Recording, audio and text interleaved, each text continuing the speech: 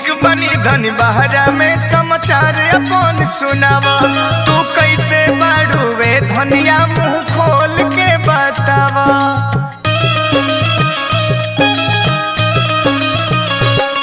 हम ठीक बनी धनी बहरा में समाचार अपन सुनावा।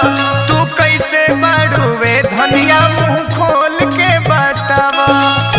केहू मन रखनी कहे, केहू हमके फेकनी कहे, कुछ कहे हो ऐसैया ऐसैया देवरा मन रखनी कहे, ननदी तो फेकनी कहे, सास कौआ हकनी कहे हो ऐसैया देवरा मन रखनी कहे, ननदी तो फेकनी कहे, सास कौआ हकनी कहे हो।